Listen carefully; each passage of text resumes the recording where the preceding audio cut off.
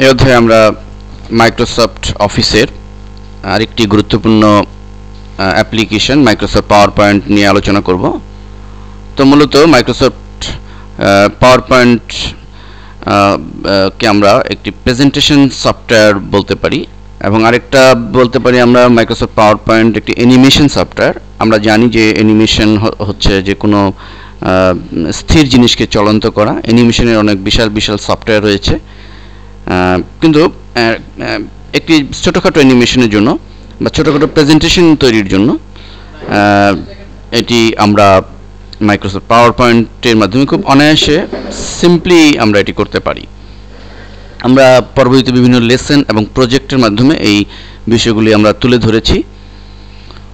তো মাইক্রোসফট পাওয়ার পয়েন্টে আমরা প্রথমেই যে উইন্ডোটি দেখতে পাচ্ছি, এখানে অটো কন্টেন্ট উইজার্ড এর মাধ্যমে পাওয়ার পয়েন্টের ডিফল্ট উইজার্ডের মাধ্যমে আমরা কোনো প্রেজেন্টেশন তৈরি করতে পারি, এবং টেমপ্লেট রয়েছে, এর মাধ্যমে আমরা বিভিন্ন পাওয়ারফুল অফিসিয়াল রিপোর্ট তৈরি করতে পারি, এবং ওপেন ইন এক্সিস্টিং প্রেজেন্টেশন পুরনো কোনো ফাইলকে এর মাধ্যমে খুলতে পারি। ব্ল্যাঙ্ক প্রেজেন্টেশন হচ্ছে আমরা একদম নতুনভাবে যদি কোনো পাওয়ার পয়েন্টে কোনো প্রেজেন্টেশন ক্রিয়েট করতে চাই, আমরা এই অপশনটি সিলেক্ট করব, দেন ওকে বাটনে ক্লিক। তো মূলত পাওয়ার পয়েন্টে আমাদের মনে রাখতে হবে যে প্রত্যেকটা সফটওয়্যারের প্রত্যেকটা অ্যাপ্লিকেশনে কিন্তু আলাদা আলাদা কাজ রয়েছে। এমএস ওয়ার্ডে যেমন ওয়ার্ড প্রসেসিং, লেখালেখির কাজ, এক্সেলে আমরা জানি যে হিসাব কিতাব বা অ্যাকাউন্টিংয়ের কাজ। পাওয়ার পয়েন্টের ঠিক একইভাবে এটির কাজও ভিন্ন। এটি হচ্ছে মূলত প্রেজেন্টেশন টেকনিক। তো প্রেজেন্টেশন টেকনিক বা অ্যানিমেশনের কাজ আমরা বলতে পারি। যাই হোক, তো এই যে আমাদের সামনে যে বক্সটি এসছে, এখানে আমরা যে কোনো লেআউট সিলেক্ট করব। প্রথম লেআউটটি সিলেক্ট করতে পারি আমরা এই অবস্থায়, দেন ওকে বাটনে ক্লিক। ফলে আমাদের সামনে একটি সাদা লেআউট চলে এসছে। মূলত আমাদের এই লেআউটের মধ্যে আমাদের পুরো কাজগুলো করতে হবে। আমরা এখানে যে কোনো ডিজাইনের কাজও করতে পারি,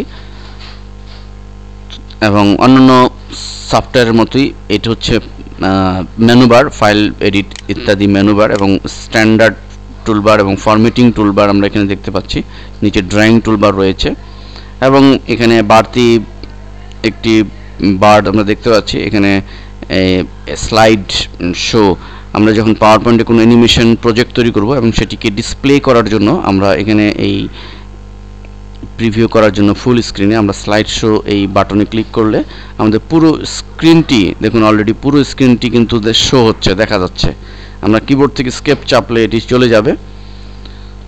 তো মূলত পাওয়ার পয়েন্টে আমাদের এই লেআউটের মাধ্যমেই আমাদের টোটাল কাজগুলো সম্পাদন করতে হবে।